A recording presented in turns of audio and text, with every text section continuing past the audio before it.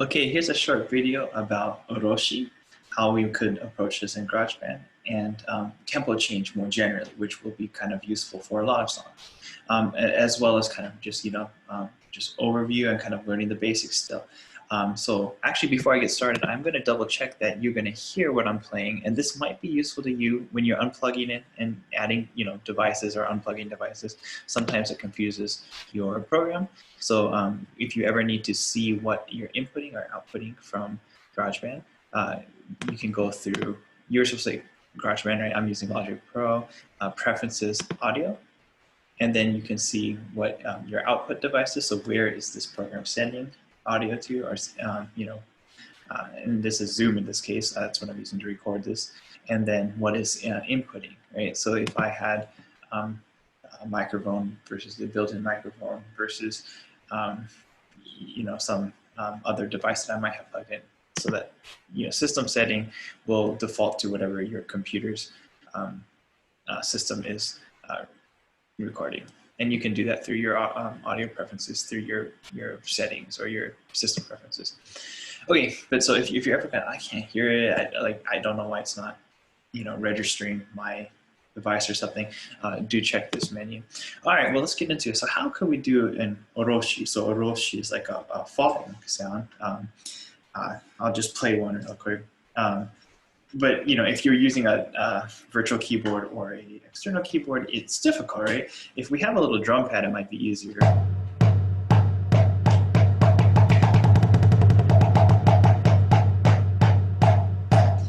The idea with the, I hit another note there, Oroshi, is that it's kind of this natural falling of the tempo, kind of like a basketball bouncy to dun, dun, dun, dun, dun, dun, dun, dun, dun, that the space between each note is progressively faster, and then kind of to come out of it is kind of the same pattern. But this involves a lot of, it's really just, it's playing with tempo. It's just a continuous change of tempo. So how are we going to do that in the software? Well, I guess one thing that came up in some of the questions was just, how is the software even keeping track of tempo? I think some of our team members have started composing really just based off ear, just like laying down something with no metronome and then building off that. I mean, that's like, that's using the software as kind of an advanced, like, multi-track, just like a, recording program. But I think, especially since we're using MIDI data, it would be really helpful if we could write to the program's kind of meter, because then we can do things like change tempo later, and it'll speed up everything for us, right? We can't do that if well, it's not gonna work as well if we're not doing it with if we're not writing to a meter. So first of all, if you haven't experienced, if you're not seeing a metronome, there should be a metronome button up here. It's usually always up in this corner. I know mine looks a little different from some people's, and I'm sorry for that. Also, one thing, you can always maybe search for tools you're looking for too. But okay, here's our metronome. So now, so just point out order, just like basic, like to get started. I really should have drilled this more the first day. Like so when you're in this program, if you press play at any time, right, we're gonna start running this track, right? You see this, this track markers moving, and it's moving over what, 1, 2, 3, 4. These are like measures, right? You can see we have a signature here. This is counting 4 beats to a measure, and it's just running time, right? So if I record something, and so this, if you're wondering what this is a count, and it means if I click record, it's going to give me 4 counts before it actually starts recording. Notice it'll count 4 times on the metronome, and then it'll start recording on the beat 1 of measure 1. So I'm just going to play 4 notes into 1 measure. So let's do that together. We're going to first record. 2, 3, 4. I can press space bar or hit this anytime to stop the recording. Space bar is also going to always stop or start. Oops, I hit another button. Your space bar will just start or stop your playback, right? Whereas the record button, or R, will start or stop recording. Now you can see I hit B or N, something from B. I think just cycles through some of our options, but maybe it's N. So you see, I pulled up a score. I don't want to use the shortcut for that. I want to, at any point, so you've laid down a region, a MIDI region, right? If we were to double click this, we can get into an editor. This is, now this is when we can start editing those. And I'll try to mark this video so you can skip ahead if this is already super easy for you all, okay? But I think this was something that came up in some of the questions. So here's now where we can edit things like our note velocity. We can also just move notes around, right? So you can see I'm consistently late. I do think whenever I run through Zoom, I experience delay. That's my excuse. But I can quantize notes. This is a super useful tool. Let me just show you again. So you can see I'm off time, right? But what I can do is I can select notes. I can either drag and select them. I can click them and hold Shift and click others to select multiple notes. So yeah, so drag a subsection or click a subsection by holding Shift. That's how I'm selecting multiple notes. Or I think I can Command All. So Command A is all of them, right? So what I'm doing here in this time quantize, I can tell it, okay, so these all should really be at the nearest quarter note, honestly, right? These are just quarter notes. You can see, if I did the nearest like 30-second note, I think some of them are actually gonna be off, yeah. See, because it snapped it to the nearest 30-second, just so you can kind of intelligently choose, you know what you're trying to do, right? You might even select certain notes and that are whatever, you get what I'm saying.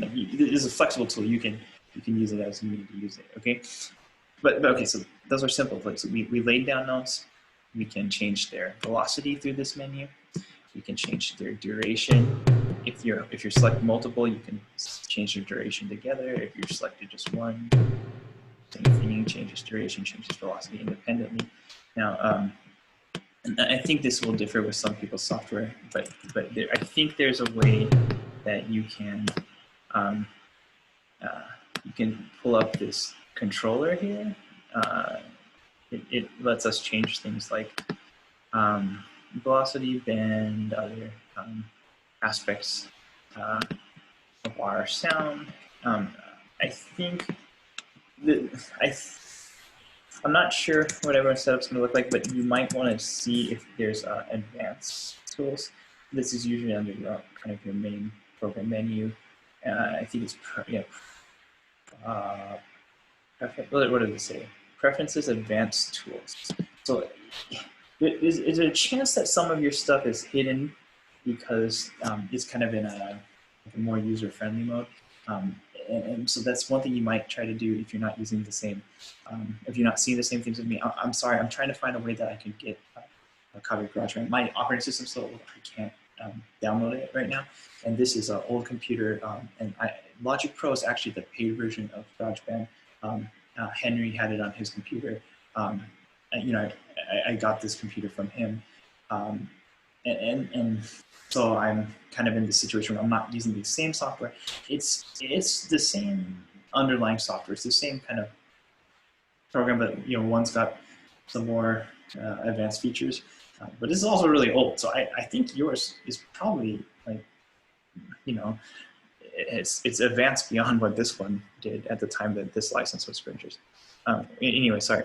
Let's get back to editing now. So if you can't find something that lets you control the note velocity or see them like this, then you can still change the velocity, right?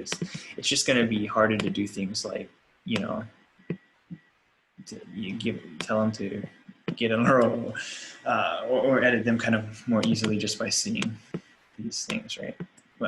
So let me know if you're not seeing this menu, and we'll see what we can do about that, okay? If you can't find this controller. And it's like this funny looking button here. When you're in your editor, the editor is accessed by double clicking your region. And it's also this scissory looking symbol, okay? All right, now we can, so you can also draw notes in here. I'm realizing I'm doing a lot of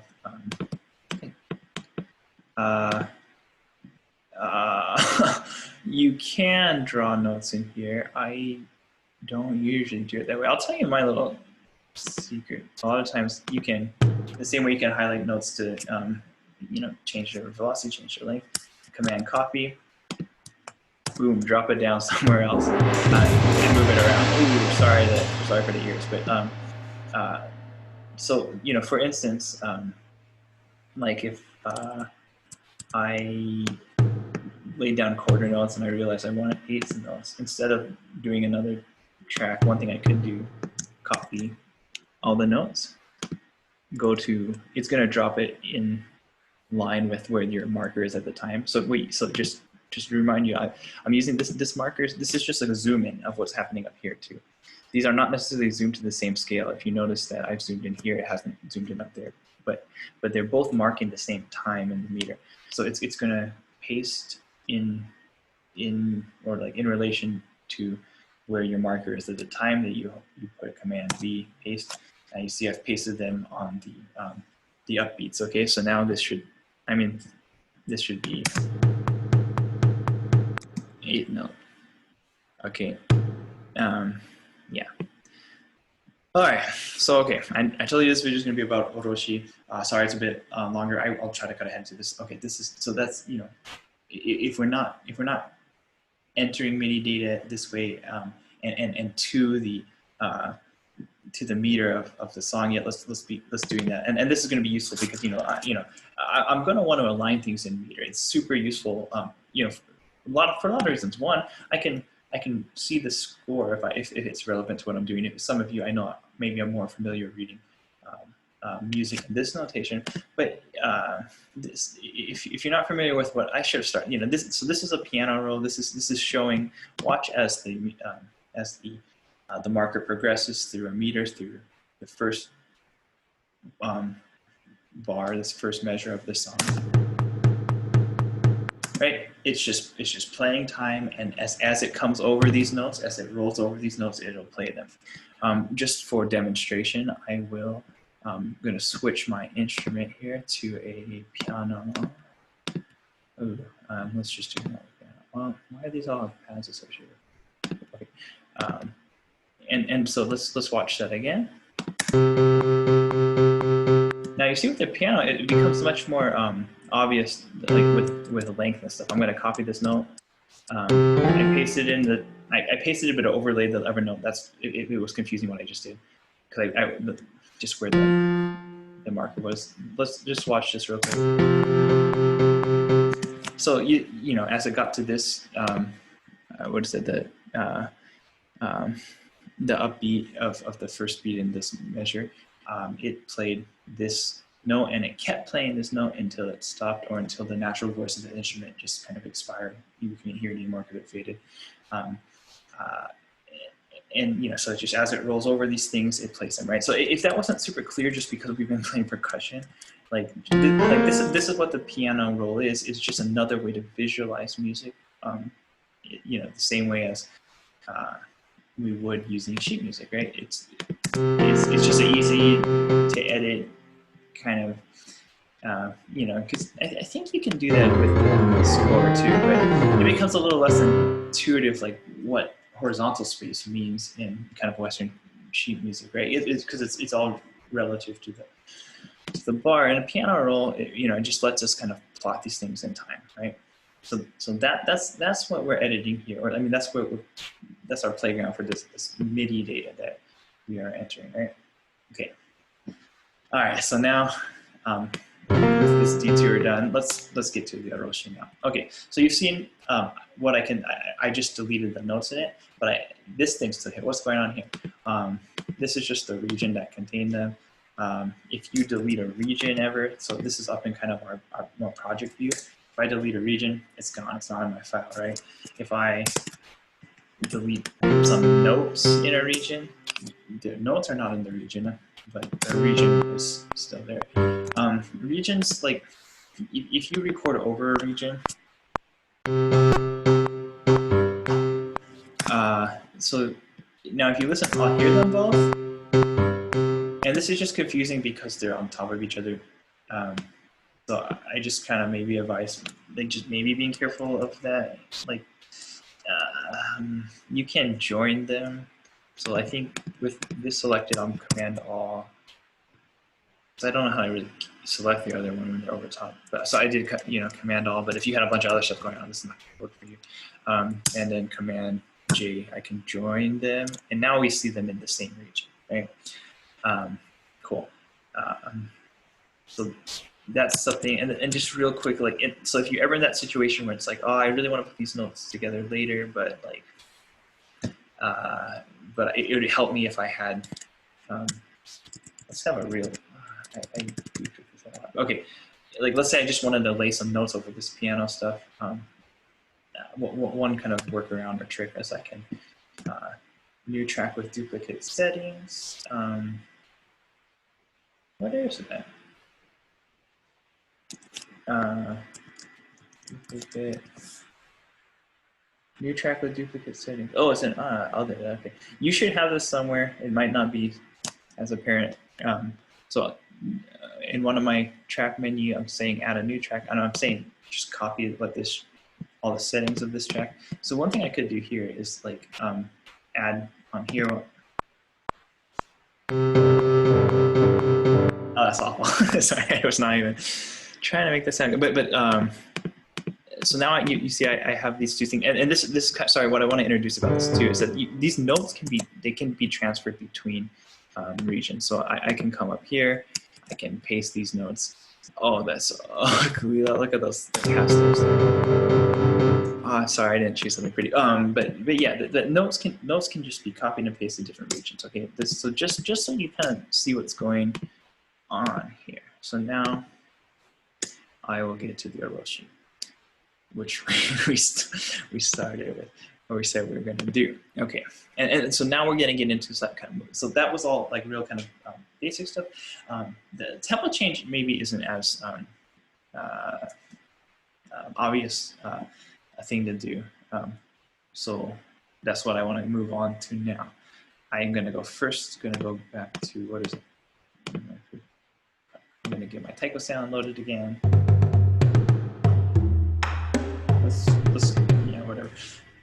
Okay, I'm going to teach a couple workarounds. First, one without editing tempo, and then I think we'll do like the more real way of changing tempo. Okay, because I think in this other version I want to show you there might be some merit into doing. Sometimes when you can't hit fast enough on one key, that might be hard. Maybe you want to use two hands.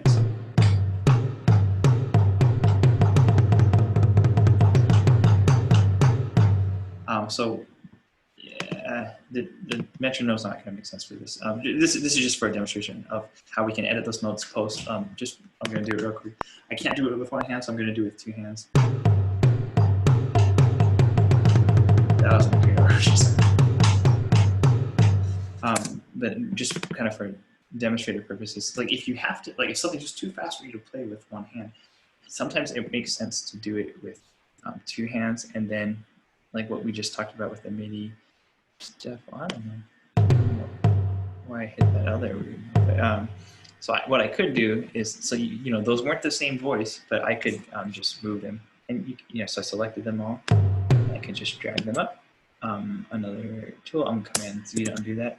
I can hold Option and then up, down, or the arrow keys, I mean, to like move all the selected ones in the track, right? So that's one way that I can play not just Oroshi, but like, you know, lines that are just too fast for one finger to play. I can just play them on different keys and then combine them into the same file. And like, you know, if this was something I was actually trying to use, well, first I wouldn't have started so garbage, but then I would kind of edit it, like, you know, I'd play around with this. The velocity here is also like, it's all over the place. As we get to the quieter, or the faster hits, they also are a bit quieter. So I'm gonna,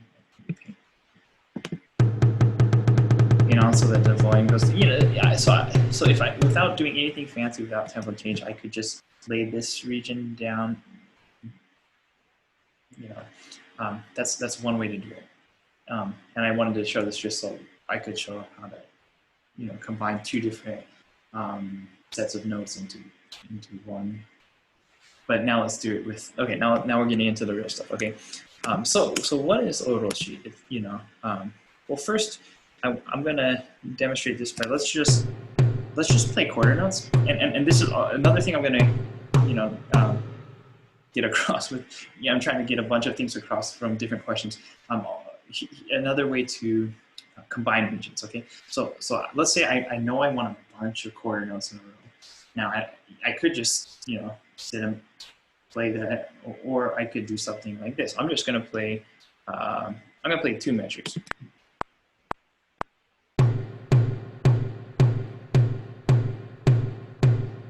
All right, and I can investigate that. Yeah, they're all related. Oh, no. What the heck? I'm just not, what the heck? Okay, whatever.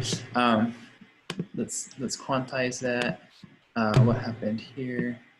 Okay, so here's one thing too. Like, I could say, okay, this was trash, this was okay. I could say, okay, I'm gonna just take this first one, and here's a tool we can do. We can go and cut this region. Right? I could delete these notes, but my region's still too long. Like, let's say, okay, first thing I said, I don't want these notes. I could delete that. I could copy these ones and say, okay, I'm just gonna copy the first measure for the second one, right? Well, now what do I do? I want to add them to. Oh, it automatically. Well, okay, sorry. Oh, smart of me. But what I wanted to show you was how to just cut a region, and so make sure your region selected. You're in the upper project view screen. Command T, trim is the region. I can get rid of this one. Now, with this, I could loop this. That would be useful for us. So when you loop, you just grab the kind of upper right corner, and you can see like it has like these like segments. So you see how these ones are in the down here view, that they're grayed out, meaning I can't actually edit them or do anything with them, because all these are doing is repeating what was seen up in this one, right? So if I change these notes, they all change in the later iterations of that loop. Okay, so if you don't want that,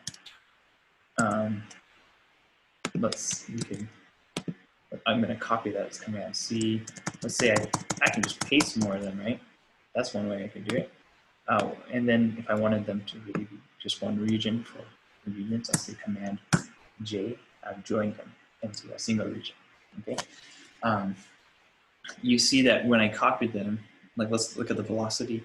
That second node in each 4 was louder, and that's, I just copied it, so that's going to be the case all the way across. So if I didn't want that, maybe before I copied them all, I could have put them to the velocity I wanted them, or I'll just do that now. I think a lot of us are going to be inputting data. If you're doing the virtual keyboard, note that you can change your input velocity with the C or V. So if I use it, it's 127, I think that's half of 255, so I guess it's half a byte of data. I don't know. I don't actually know why it's that way, but maybe 255 is too big of a range, or maybe they're only using half a byte. It's hitting, so that's the loudest I can hit, and that goes all the way down to 0, like nothing. Right. So as I add velocity, you hear the instrument's getting hit louder, right? And I forget where it thinks you normally want to start, somewhere like, or I don't know what the default is, like 97 or something. And I just want to say that is a bit loud. And so I think if you're inputting on the, it's kind of in the upper ranges of the instrument. Like if you're inputting on your computer keyboard, it doesn't hurt to like start a little bit lower and then raise those ones you want to accent it. I think one of the common things I see right away is like, someone, you'll have a file where all your instruments, all your tracks are really using those upper velocities, and it kind of sounds strained. Maybe not the full range of an instrument or the voice. So you might want to start lower and then raise the ones you want later. All right, so let's get back on the train to get to Oroshi town. Okay, so I want to, so these are just evenly spaced quarter notes, right? And so now we're going to use this part of the demonstration to talk about tempo change. And this is useful for Oroshi. It's going to be useful for other times because tempos change a lot. Most of the time it's just a kick. It's not something fancy. Okay, so now it's time to change the tempo. So we can do this Oroshi, okay? So to change the tempo, we're going to need to get into our global track. It's kind of something that's going on in the background underneath all these tracks that we could be adding. We only have one track right now, but you know, we could have multiple tracks going, multiple instrument tracks. But there's also kind of a project global track that's kind of under the surface. And this is normally, if your song doesn't change tempo, if your song doesn't do anything too much, you're probably not going to have to find this. But it's under track, global track. And you probably, depending on how many advanced settings you have on, you're going to have some different options here. I want to show the tempo track.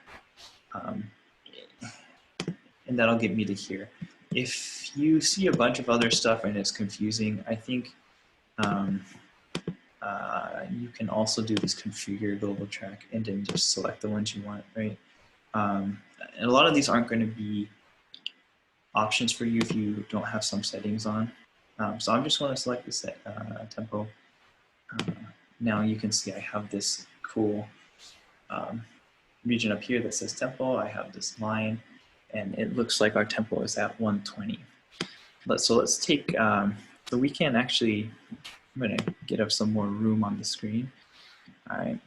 I'm going to drag this down if I can too. I'm going to need it.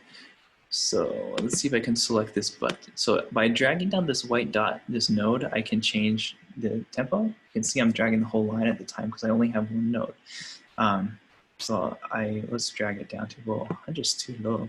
Too high. We need it to be, start real slow, right? Don, don, don, don. So I bet that's around 30, 32. Well, that's too slow. Let's do 43, don, don. Okay, that'll work for now, okay? So we're gonna need to add another point on this line. So if we double click, you see I've added another point. So we're gonna wanna go faster, right? From slow to fast is what this Oroshi is doing. And then, so for right now, I'm just gonna give us a range. You can see that it's kind of I'm gonna just drag it up a bit. This has gotta be pretty fast if we wanna turn these, what we've interpreted, or these quarter notes into a drum roll. I bet it's like 400.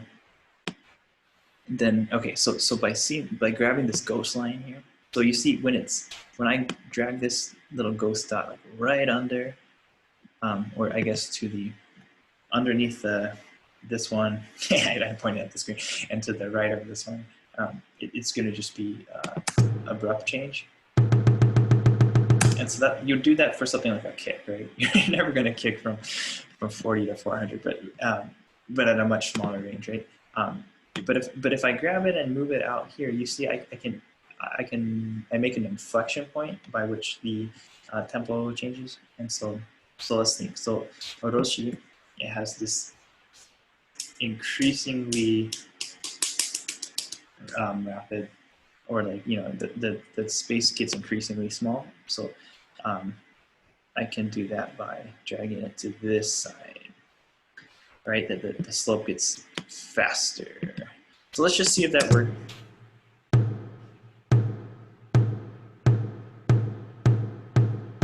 So yeah, it worked. It's a bit of a slow Oroshi. So like we could say, oh, that took too long. Wait, so you see what I'm doing? I'm making that the whole length of the fall shorter by moving it to the left. Kind of the same. So I think it could. Oops, I slowed the whole lot. I think you could maybe speed up. Oh my god, sorry, I didn't grab the button. Could maybe speed up a bit faster. So maybe I do this.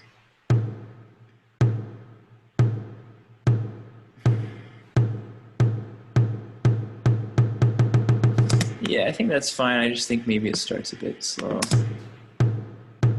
Oof. That's not great. I'm gonna undo that. Yeah, I mean, these things are kind of like relative to each other, so you'll kind of, I think you'll kind of have to see and kind of play around with this. But I hope, like, while you're playing around with this, like, you kind of think about what Oroshi's doing, right? And also how, like, you know, how we have to learn to kind of get used to each other's different Oroshi, because we're all kind of drawing this curve a little bit different. I think actually what we're experiencing is there should actually be 2 inflection points, and I'll draw that in a second. Let me just so it will. I think the overall thing should probably look more like a bell curve.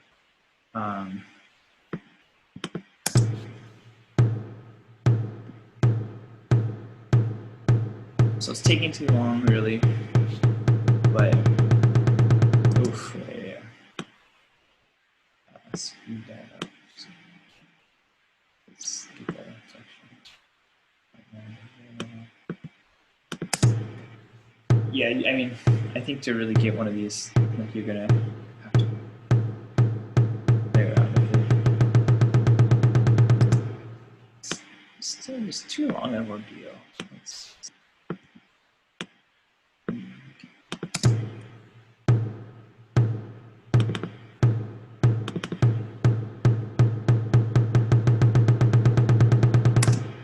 So let's get our descent started to, oh, you know, I think I should let it plateau for a bit. Okay, this one to be Alright, so let's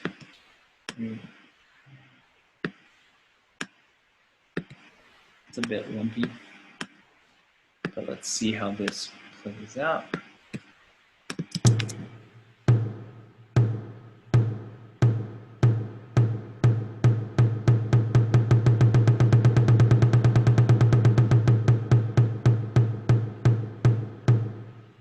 Yeah, I mean, you know, that sound like Oroshi. You know, I think there's, and I think the thing is, like, so a lot of times, you know, we'll talk about like what makes like a good Oroshi. I'm sure, like, we've talked about this in practice before and stuff. And so for one, is that it doesn't stay in the same place for too long, right? That's kind of like, it's what we're doing with our ears, is like we're painting nice symmetry in terms of this tempo change, right? Like, we're doing this every time we play Oroshi, and we do this kind of orally, and we do this kind of more intuitively, but we're playing with tempo in a way that we're drawing kind of a continuous pattern, a change over time, right? And like, you know, like, I think the degree of these inflections and the kind of the peak, the inflections, the overall width or the spread of the curve, those are all aesthetic kind of choices. And I think there's a certain aesthetic that we as kind of in the traditions that we come from, like, we think is pleasing, right? Maybe there's some math underlying it. Maybe it's just because that's kind of what we listen to. But yeah, I'd say, like, this is, I hope, like, if you want to try to make Oroshi, you can play around with that and kind of see maybe what aspects of tempo change evoke kind of this kind of good feeling of an Oroshi, okay? And then you can take it back to wherever your tempo is going to be for the song. Let's just put it at 120 for a TNS. And there's kind of one last thing I want to talk about with this Oroshi, is that if you're trying to resume, like, I'm going to play the next line, right? Well, the problem is, even if I do a count in from this measure, I say, okay, give me my metronome back, give me a counter. All right, like, let's do this, computer. Oh shoot, how am I gonna you know, prep for that when the tempo is changing ahead of time? Just one last little trick. Let's go to somewhere later on when the tempo is steady. Let's where's my button? Oh shoot, why am I on the piano? Oh, I'm in the wrong track. Okay, so I can go a couple measures down, 2, 3, 4. I'll just put that one down. Maybe that's a bit fast, but then I can just drag it. Oof. That's a really brutal attack. You know, I think I would need to. Whoa! Sorry. Wrong thing. I would need to really adjust the velocities here. Should we do that?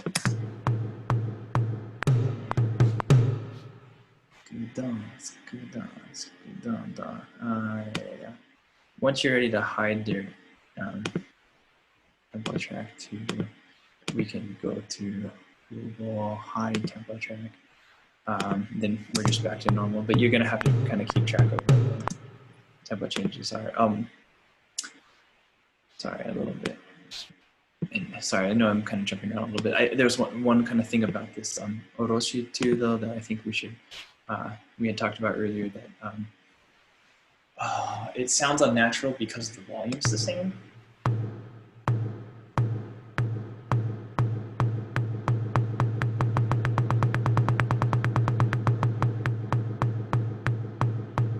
So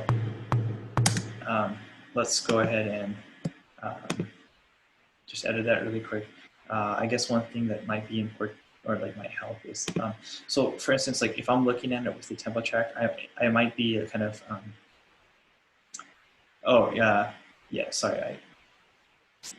so I drew the tempo down here, and I think it's because I'm working down here. I think if I click up here and say show tempo track, then I can show it up here.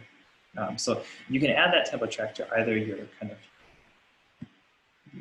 project editor or your kind of more fine-tuned editor. I think the important reason for that is like if I'm trying to match something to like a peak, like just depending on how I'm zoomed out, right? These don't line up, right? So if I'm like, oh, the peak's here, right? Oh no, that's measure 25, right? Remember, it's that these can be at different scales. That's kind of a weird way to say it, but I'm just letting you know that like it's because it's going to be useful because I want to be able to paint these. Let me hide this one. Velocities to match the peak here. Where am I? Oh, it's good. Here we go. So I could do something simple. This, it gets quieter as we hit it. I think it should honestly kind of mirror this. How do we can I make this more? I mean, I could individually drag these to make more of a bell. There's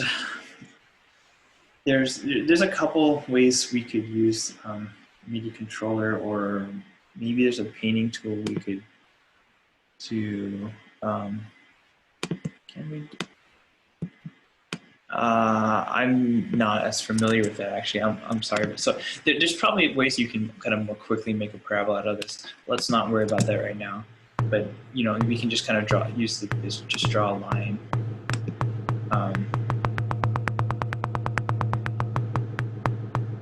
You see, we went into a different range of this instrument here, so maybe we like that, maybe we don't.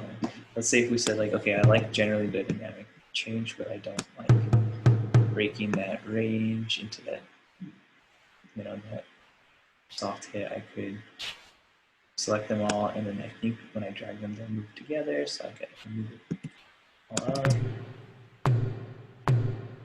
I could also just redraw the lines to make them less steep. Yeah, you see just the middle ones. Drop into the lower range of this instrument, so I could.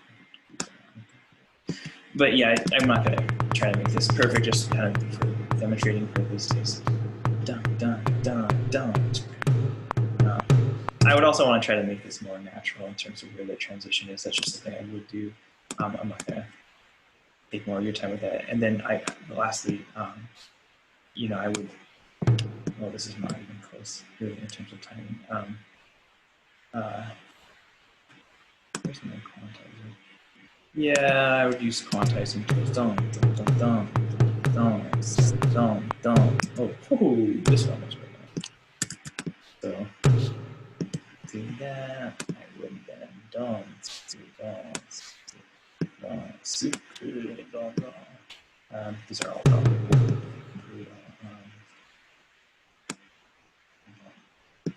maybe the suku could be lower, but sorry. Oh, okay, never mind. Sorry, the super are too. So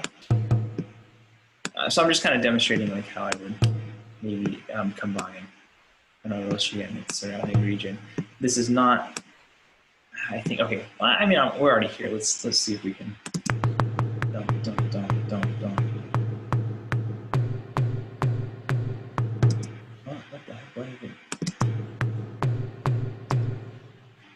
I don't like how it busted into the upper range. Here, I would probably keep these a little bit lower down here. The transition into that next part's a bit awkward too. Oh, trying to grab the ghost now. Or this side. Why can't I grab you?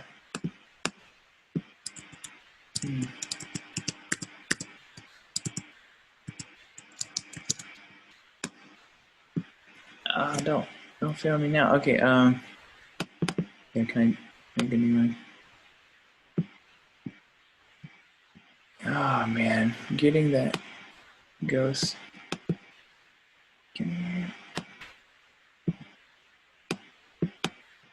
There we go. Maybe I would. That's getting kind of weird.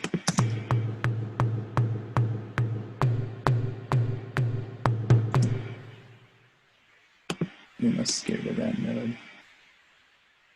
Yeah, I mean, I might just try to fine tune that. Do dum,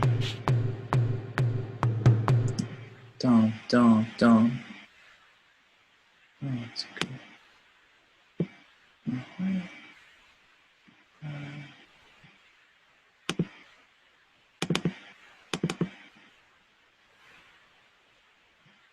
Oh, I think I've completely hid my piano. Okay. One thing I can do to kind of save some space is this is a tool that I only show the notes I'm using. It's good for kind of percussion and stuff. Let's just lower these ones. I guess you guys have to get lower too. But,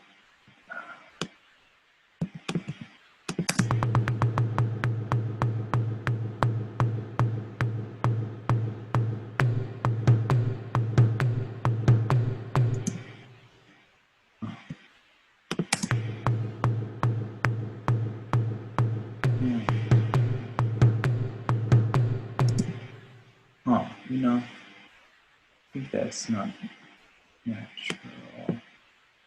So let's do a hard break here.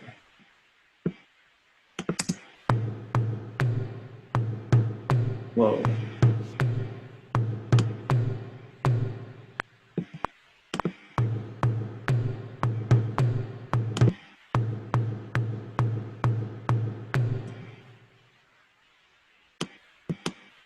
Maybe give it a bit of a last minute slow down. Oh my god. Bring it up here.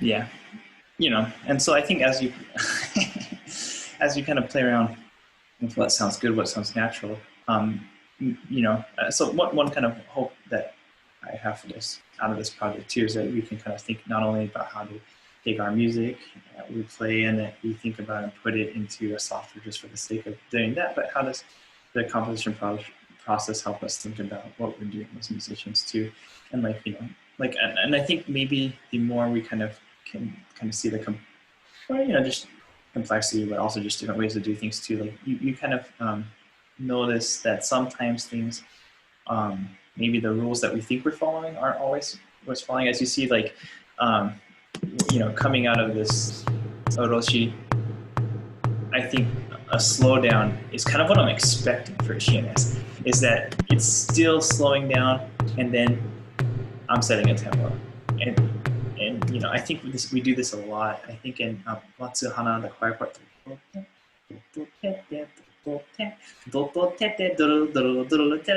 so we say it's double time, and it's roughly from the middle of the quiet part to like the kick, right? It should be double time. But what actually happens is there's always this anticipatory, like we speed up at the end of the part section.